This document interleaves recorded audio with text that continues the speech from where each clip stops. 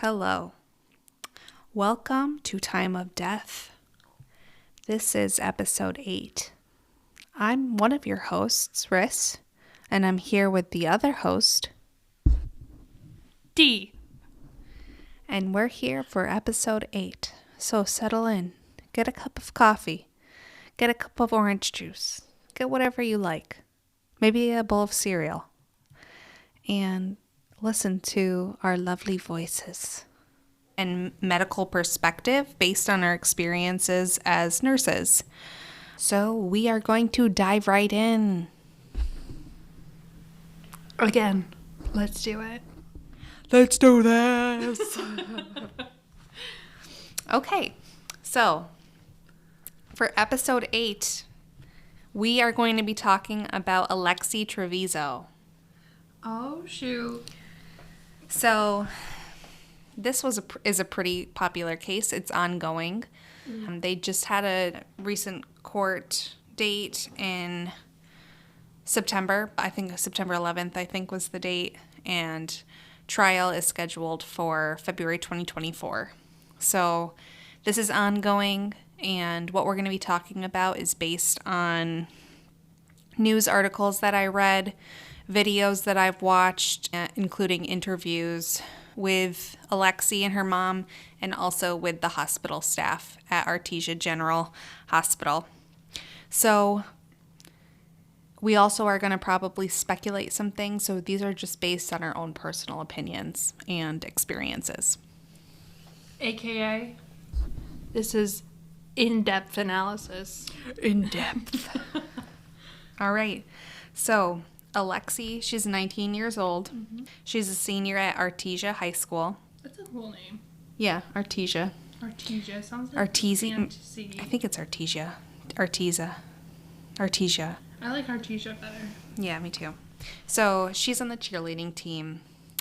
She is pretty popular. She's got a big group of friends. She also has a boyfriend of about 3 years. His name is Devin Hierro. Mm-hmm.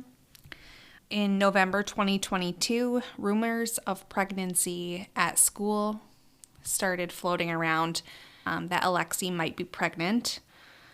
She was pretty close with her mother, Rosa, who's a main character in the story as well. Mm-hmm. So one day after cheerleading practice, January 26, 2023, so earlier this year, she came home from cheerleading practice and had a pretty early night. And she went to bed. She woke up around 12 a.m. complaining of severe lower back pain. So she told her mom. Mom brings her to the ER at Artesia General Hospital. And they arrive at the ER at 12:03 a.m. Mm-hmm. Okay. 12:05 a.m., Alexee is taken back to a room after being triaged. So they get vitals, get the chief complaint, which was back pain, and put her back in a room. She adamantly denied being pregnant. She said, "No, I'm a virgin. There's absolutely no chance that I'm pregnant. I've been getting my monthly periods." And mom backs her up and says, "I've been buying her pads. Like, I know she's getting her period every single month." Alexee's wearing a pretty baggy sweatshirt at the ER. Mm-hmm. And of course, we still do a pregnancy test, a urine pregnancy test, because you can't always take what you should say at face value. You know, no shade to any patient. Some people actually really just don't know they're pregnant. Yeah, I've heard of that before, and it's really interesting because like people will still get their period. People won't have any like abdominal, like no nausea, like the big signs of pregnancy just are not there. Yep, very true. So at about 12:18 a.m., she's given Flexeril or cyclobenzaprine, which is a muscle relaxer. Pretty routine for back pain. Morphine, Toradol, which is like a strong ibuprofen. It's an NSAID. Isn't that really contraindicated in pregnancy? Typically, I don't think it's used in pregnancy. But at this point, they don't. She's denying. She's saying, "I'm a virgin." And she hasn't given a urine yet, or they haven't run the urine pregnancy test yet. So they give her Flexeril, morphine, Toradol, Zofran, which is used commonly in pregnancy. I think it does have, I think there's some risk with Zofran, but later in the pregnancy or when people have a lot of nausea and vomiting or hyperemesis gravidum, which is just excessive vomiting in pregnancy. Yes, I've heard that Zofran could be used, but it's not like the first line. Yeah, so it's used, I think, for persistent vomiting and nausea. And she would know. She is an emergency room nurse. It's true. And then Alexee is also given acetaminophen or Tylenol. Mm-hmm.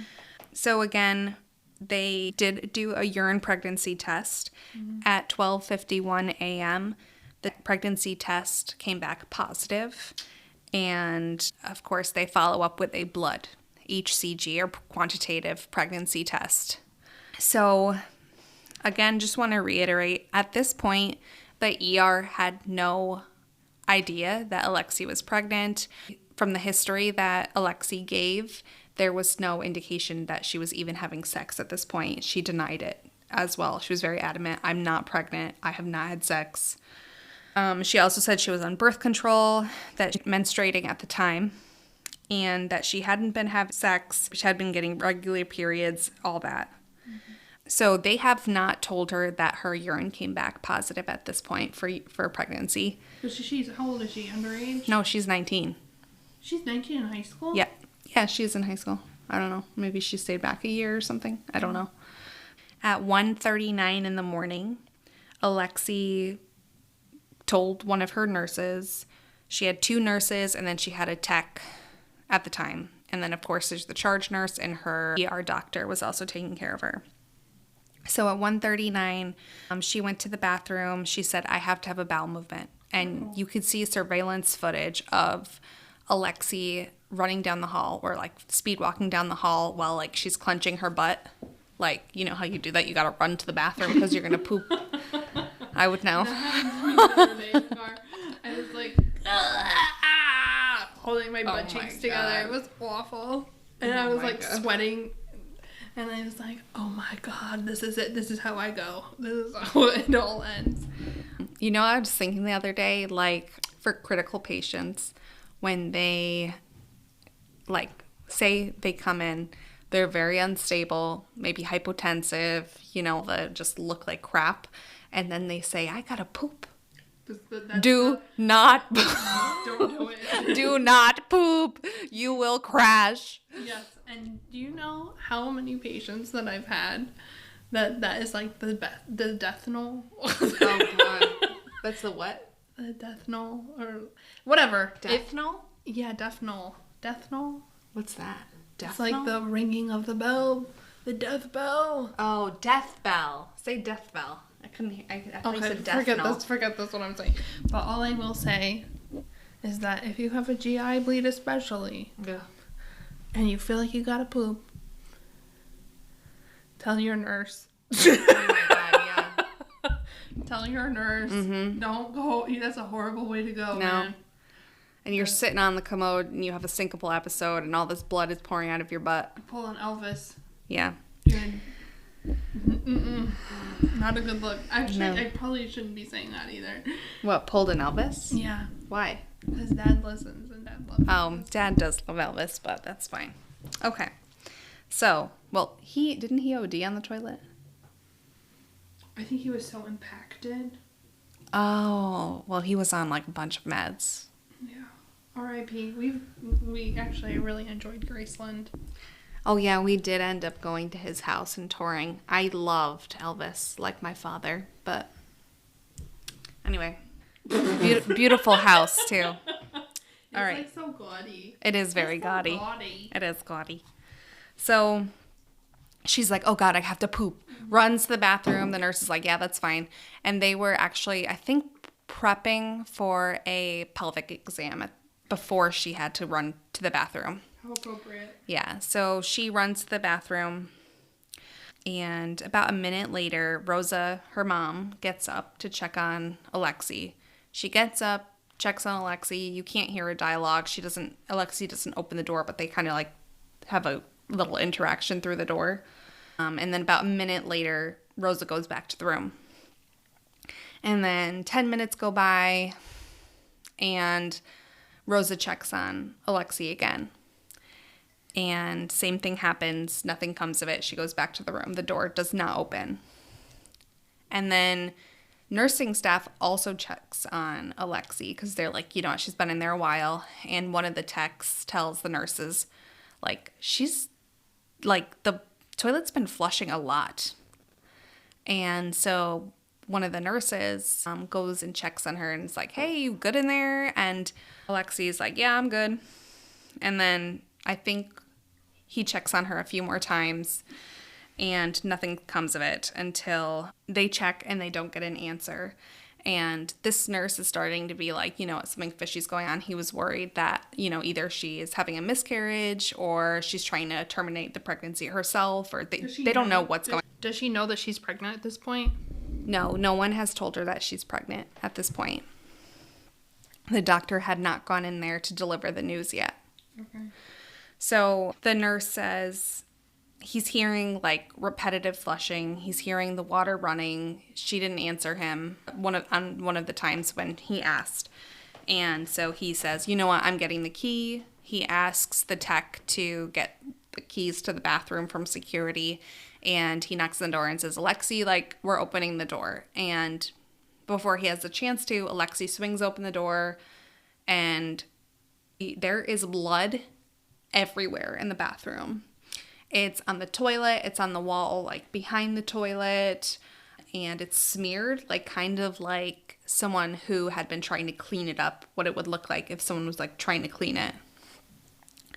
So the nurse was like, what happened here? Why is there so much blood? And Alexee said, oh, I'm on my period, and just goes back to the room, and she's leaving a trail of bloody footprints on her way back to the room. And blood is all over her legs, and the nurse, he goes in the bathroom and just takes a quick look and sees all this blood, and he opens the trash can. He sees there's nothing he can see in the trash can. He just sees a fresh liner. And that's suspicious, though, because if she was trying to clean the walls with something, and there's that swirl pattern, why did she change the trash? Well, there's nowhere to empty. He would have seen a full trash can if she had changed it. So I'm thinking he probably is thinking that she cleaned up with paper towels and then flushed everything down the toilet because it's a fresh liner. That's fair. So again, the nurse was thinking, okay, she's either has a complication of her pregnancy, she's either had a miscarriage, or she's trying to harm herself in order to terminate the pregnancy. So the nursing staff calls housekeeping to clean the bathroom. They say, you know what, we believe someone had a miscarriage in here, and can you just go clean it? And housekeeper comes over and starts cleaning the bathroom, and she goes in the trash, and she's like, I think she sees the bag. So I think how it was they put a fresh liner above where the baby was in the trash. God. Yeah. So there was a baby at the bottom of the trash wrapped up in a bag, and the top of the bag had been twisted around, kind of like how you would twist a bread bag, and then tucked underneath it. And then it had, I think, some more bags on top of it, crinkled up, and then a fresh liner above it. So the housekeeper empties the trash and says, this is heavy. She's lifting the trash, and she said, it's heavy. And she calls one of the nursing techs over and says, this bag is really heavy. And the nursing tech found the baby, and said that the plastic bag the baby was inside of was pressed up against his mouth, so it's suctioned against his mouth, when you're him. And he was a purplish color, obviously he had passed at this point. And they of course rush him to the trauma room, but there wasn't anything they could do. He was completely dead. So staff described this whole scene as, a gory, bloody mess, a massacre. It looked like the partial umbilical cord was still attached to the baby, and it looked like an animal had torn it apart, is what it was quoted as. And the tech had said that there was just like splatter on the wall, like kind of like a ripping, you know, like when something's being ripped and it splatters like up on the wall. I don't know how to describe it.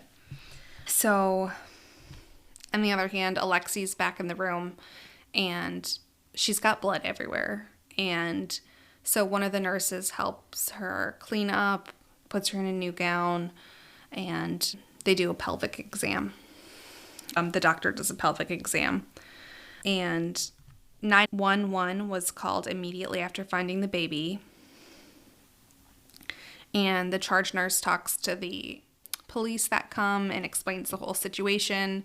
And the doctor comes out and says, I really need to tell the patient, so Alexee and her mom, what's going on, because I haven't told them yet. I need to make sure that this patient is medically cleared above all else.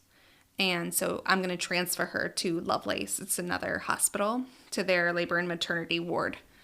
And she asks one of the officers to come and talk to Alexee and her mom with her. So it's the charge nurse, the doctor that was taking care of Alexee, Rosa, so Alexee's mom, and the police officer are all in there. And the doctor says, we found a dead baby in the trash can. So it's like a very neutral, non-accusatory way of putting it. Yeah. So, I mean, it's very matter-of-factual. Like, we know you gave birth to this baby, and we found it in the trash can. So the doctor says, we found a dead baby in the trash can after you were in there. And Alexee was in there for like 20 minutes. So the doctor says this, and the mom is like, oh my God. And Alexee is just kind of like a deer in headlights, kind of, from the footage I saw. And I don't think, in my personal opinion, she looks shocked. She looks like panicked. And her mom says, Lexi, we talked about this. What? Or she said, Lexi, I just asked you about this. What did you do to it? And Alexee starts crying and says nothing was crying. It came out with nothing. Yeah, but clearly not. The baby suffocated. She said, I'm sorry it came out of me. I didn't know what to do. And later, Alexee says the baby never breathed, cried, moved his eyelids, or showed any signs of life. So we'll get back to that cause of death. But so you see this whole conversation with Alexee, her mom, and everyone else in the room. And first, the doctor's just, we really need to make sure you're cleared. I don't know if you've delivered the placenta yet. Probably not. I didn't find it. Yeah. So at this point, Alexee is detained, but she's not arrested, and she's going to be transferred to Lovelace. Why wouldn't they arrest her? I don't think I'm not sure why. I don't know if they just didn't have enough evidence. I don't really know. I don't know why they didn't arrest her. So Alexee says, she did not know she was pregnant. She said that the baby was stillborn. There's also it's called the Big Mac defense. What's that? It's where she had been going to McDonald's with her boyfriend daily. So that's why she thought she put on 10 pounds. And she also blamed her weight gain on birth control. And her friends were saying, oh yeah, she was gaining weight, but she denied being pregnant. She just thought it was because of her birth control. And there's photos and videos that show her cheerleading, and she has 100% a baby bump, in my opinion. In my opinion, she got a big baby bump. And it wasn't, there was weight gain in other areas. It was just, isolated to her belly. She had a bump. But, supposedly, I don't know, no one really questioned it. There were rumors, but to our knowledge, boyfriend didn't notice it, and they were having sex. The boyfriend didn't notice her stomach? Yeah, I don't know. The boyfriend, Devin, said that he did not know that she was pregnant, but that he was the father of the baby. So, and I think the mom suspected it because of some of the comments she made. Like, Alexee, we talked about this. I asked you about this. Like, shame on you for not bringing your kid to a freaking OB. Yeah, well, I just don't understand how people couldn't have noticed. And I mean, yes, you can, be pregnant without knowing. And I don't doubt she took a pregnancy test throughout the whole. I think it was probably like one of those things where you're just like, oh, I'm just not going to deal with it. You know what I mean? She had to deal with it at the hospital when she was giving birth. I wonder if the defense is going to try to make a claim that there was like stress-induced, whatever, psychotic break from the stress of that whole experience and see. But you know your body. Yeah. And if she was like visibly showing, you're gonna realize, especially when you're a cheerleader, you're wearing your little cheerleading outfit. Teenagers are obsessed with their image, typically. I don't buy it. And she probably, shame on mom.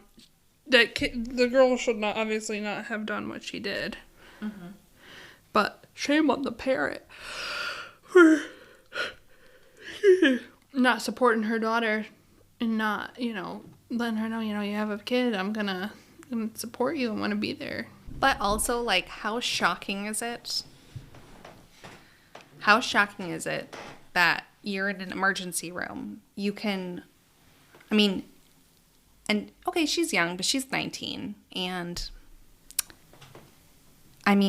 you are aware, at least to some extent, that you can literally hand over a baby, PSA, you can literally hand over a baby at your local ER without any questions asked. Mm-hmm. If you don't want to be responsible for the baby, if you want to give it up, you don't want anything to do with the baby, hand it over to your ER and we will take care of the baby and get it the help it needs. I believe fire houses, fire stations, police stations, those are other places that you can do that.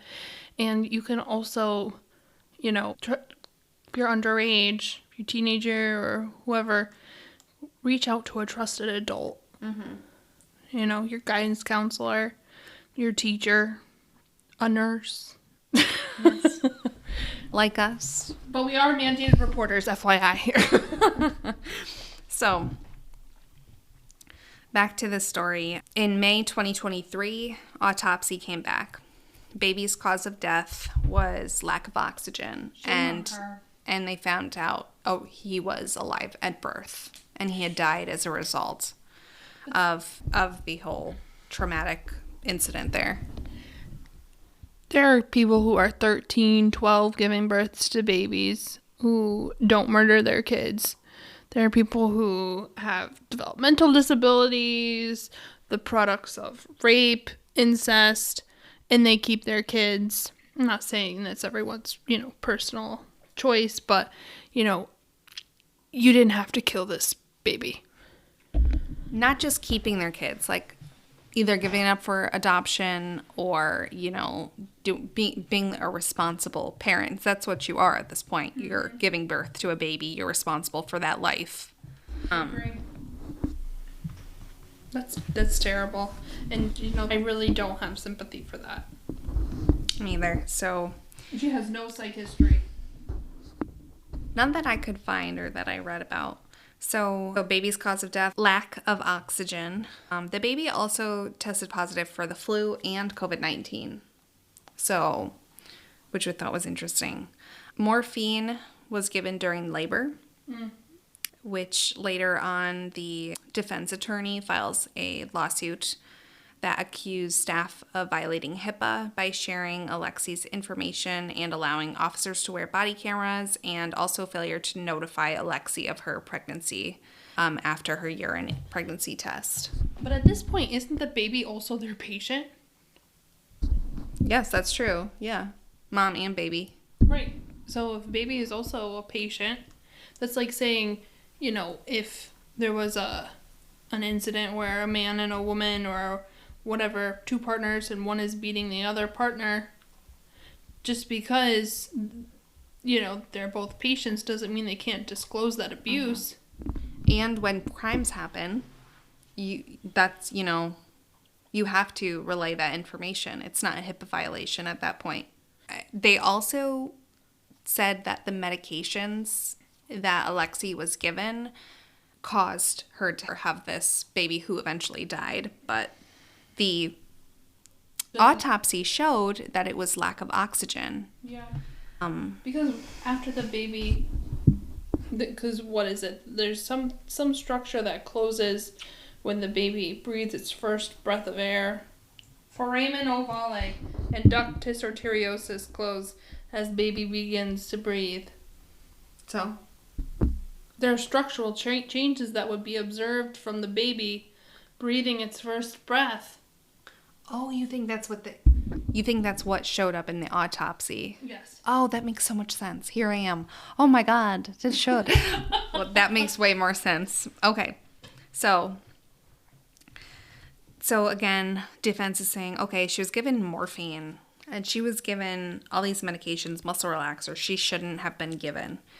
And the medical malpractice attorney involved said that the levels of morphine found in the baby's body post-mortem were so low. They were 0.19 nanograms.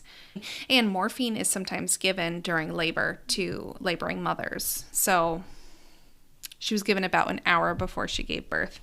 So air had entered the lungs. Hemorrhage was evidenced that was consistent with hypoxia or lack of oxygen. So 12 weeks later, Alexee and Devin went to prom together. She was not required to wear an ankle monitor, and she was able to complete her senior year. She did graduate, but she was not allowed to attend graduation ceremony. I guess when they went back to school, Alexee and Devin just kind of ignored the rumors and went on. They didn't break up? No, I think they're still together, if I'm not mistaken. He's a co-conspirator at this point.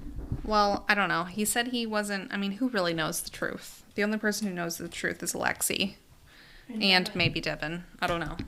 Alexee, 100%. Maybe she never told anyone. I don't know. She seemed to be in very deep denial, so I don't really know. But so that's a coping mechanism. What do you think about this case? Lock him up. That's my true and honest thought. You do not murder a baby in cold blood and go to prom. I'm sorry. At the very least, and this is going to sound radical, if people who do this kind of stuff, sterilize them. Sterilize them. Truly, she should not ever have a kid again. I just need to say, if you're old enough to be having sex, and this was told to us by our mother growing up as well, if you're old enough to be having sex, you need to be old enough to deal with the consequences of having sex. Yeah. And, pregnancy is a very real consequence. And, I don't know. This is a very disheartening, bizarre case. And it wasn't the tooth fairy that put that baby in the basket. That's all I'm going to say. It was her. And the fact, I have my period. Then you're rationalizing. You're organized. You're trying to clean it up. You know what? Well, she's covering it up because you delivered a baby. Mm-hmm. You delivered a baby and put it in the trash can. That was 100% cover up. If you were really concerned, you would have came out. You would have told the nursing staff that was right there, ready to help you, ready to help the baby. You would have told them, I messed up. I put the baby in the trash can. And I'm also going to be honest. A lot of people go into labor and think that they have to shit. And they give birth to the baby on the toilet. Mm-hmm. Let's say that you did that. Let's say that that's what happened. You thought you had to poop. You gave birth to this poor baby boy. Then when you see the baby coming out, or you see the baby in the toilet, you get the nurse. You're in the emergency room. And you have the nurse come and help you with the baby.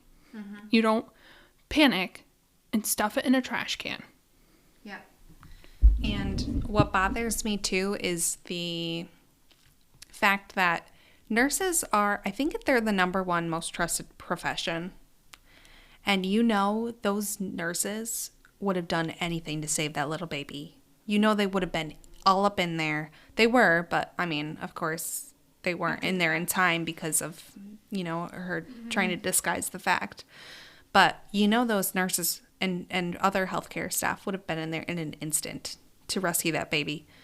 Even if, you just put the baby in, you're panicking, you tell them, I just did this, you need to save this, you need to help me. But you know what? She had time to clean, so I think that baby was suffocated sitting in the bottom of that trash can for a while. You know what I mean? It's the baby ones that really get me. Really. We need to stop doing these baby ones because they really get under. They really hurt. Yeah. And you know what? Lexi, I hope you never have another kid again. You don't deserve to be a mom. Truly, you do not deserve to be a parent. And Devin, you should not be a parent either. That's the cold, hard reality of things. Because you know what? You're 19 years old. You're an adult. Get your shit together and realize that it's not about you. If I could drop this mic, I would drop the mic.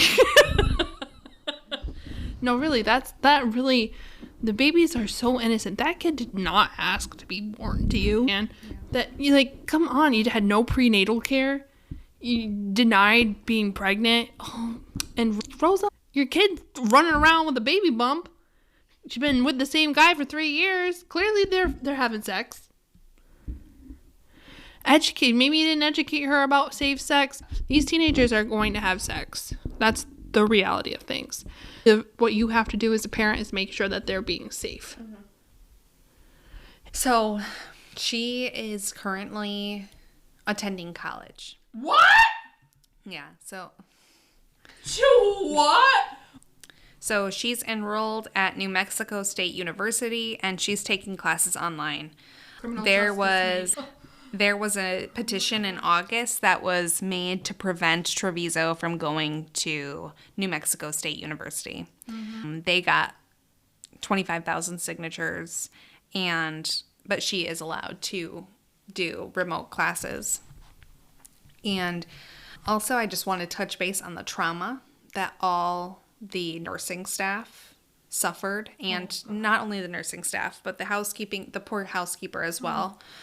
And, all the staff in the ED that night suffered. And going forward, to have found a poor little innocent dead baby in the trash can and to just have gone through that whole situation and then have to deal with, that lawsuit against them saying that they were negligent and that they, violated HIPAA and gave her medications that weren't indicated because of her pregnancy. But no medications that I could find were given after her positive pregnancy test. And if someone, I don't know, whatever. She's freaking lying. There's no accountability. Yeah, there's no accountability. There's pushing the blame. So we'll see, I guess, in February what the trial shows. I'm excited to find out. Get her in jail. All right. Well, do you have anything to add before we call it? It's not appropriate for the podcast. Okay, well, I'll call it. I know this was a very heavy case, so... This has really got me upset. I know. So I'm going to snuggle up with my 2 cats and Dee. And are you working tomorrow? Mm-mm. And we're going to probably have something to eat. And... we hope you are good. Take a nice hot bath. Listen to your favorite podcast, which is us. Like, rate, subscribe. Like, rate, review, subscribe. Yeah. We have an Instagram now. Mm-hmm. Mm-hmm. And there's pictures of one of the cats. Yes, Wolf. Yes. So that's very tempting. We are trying to tempt you. I'll show you my other cat. Your fat cat. My fat little chubber. if you continue following us. Anyway, I'm going to call it. It is 1924 for those of you who use military time, and 7:24 p.m. for those of you who do not use military time. And thank you for joining us. We appreciate all of you. You're killing it, babe. You're killing it. Keep killing it. Tell all your friends. Tell everyone you know. Your mom, your dad, but not your sadistic baby killers. Oh my god. All right, bye.